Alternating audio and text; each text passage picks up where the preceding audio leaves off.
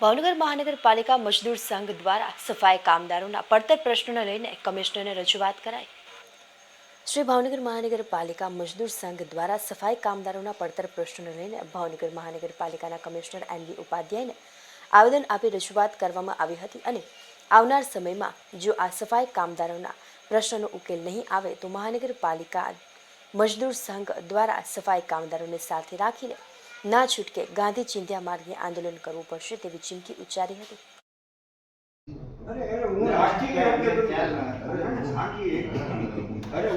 ભાવ તો મેં એટલા વર્ષમાં 32 વર્ષમાં કોઈ કમિશનર સાહેબ નથી હું છું અહીંયા પરિવારના હું આજે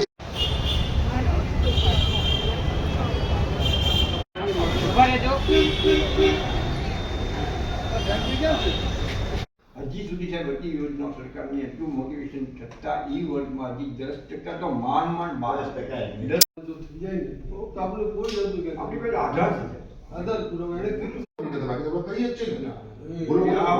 વિજય ગોહિલ શ્રી ભાવનગર મહાનગરપાલિકા મજદૂર સંઘ ભારતીય મજદૂર સંઘના મહામંત્રી। ભાવનગર મહાનગરપાલિકામાં ફરજ બજાવતા સફાઈ કામદારો જેઓ પોતાની ફરજ દરમિયાનના અનેકવિધ પ્રશ્નો બાકી હોય પેન્ડિંગ હોય તેનો ઉકેલ ના આવતા જો તમે ફાઇનલ બાઇન્ડિંગ રૂપે આપણા મહાનગરપાલિકાના કમિશનર શ્રી ઉપાધ્યાય સાહેબ સમક્ષ મિટિંગ કરી અને તે બાબતને રજૂઆત કરી અને એના પ્રશ્નો બાબતે વાકેફ કરતા અગાઉ પણ વાકેફ કરવામાં આવેલ। જ્યારે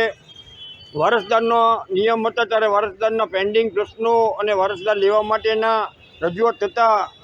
ત્યારે કમિશનરે હકારાત્મક વલણ વાપરીને સ્ટેન્ડિંગ તરફ ફાઇલ મૂકેલ, સ્ટેન્ડિંગ કમિટી ચેરમેને પણ પાસ કરેલ અને ત્યારબાદ બોર્ડમાં પાસ કરેલ। બાદમાં કમિશનર સમક્ષ આવતા તે આજ દિન સુધી વણ ઉકેલ રહેવા પામેલ છે તો શા કારણથી કરવામાં નથી આવતું તો આ બાબતે સફાઈ કામદારો નારાજગી વ્યાપી છે ને આ બાબતે સાનુકૂળ પ્રત્યુત્તર અને જવાબ અમને નહીં મળે અને આનો ઉકેલ નહીં આવે તો તબક્કાવાર અમે ધરણા કરીશું અને 22 તારીખ બાદ ભાવનગર શહેરની તમામ સફાઈ બંધ કરવામાં આવશે, જેની આ બાબતે ગંભીર નોંધ લેવા પણ જણાવ્યું છે। પણ સકારાત્મક વલણ દાખવતા કમિશનર છીએ તો અમે થોડીક આનંદની લાગણી પણ અનુભવીએ છીએ, પણ અમારા અનુભવ એવા છે કે જ્યાં સુધી મોઢામાં અમને કોળીઓ ન મળે ત્યાં સુધી અમે સંતોષ રાખીશું નહીં। તેને રજૂઆત કરતાં તેમને સાનુકૂળ બાબત જવાબ આપેલ કે ભાઈ મારો સાનુકૂળ જ અભિગમ છે, પણ કોઈને કારણે હું ગમે તે રીતે હું કરવા માગું છું તો તારીખ 15 અમારી બપોરે 1 વાગે મહાનગરપાલિકા મજદૂર સંઘના કાર્યકર્તા અને સફાઈ કામદારના આગેવાન સાથે બેઠક ગોઠવા આપવામાં આવેલ છે। હવે 15 તારીખ પછી શું થાય તે આપને પછી જણાવવામાં આવશે।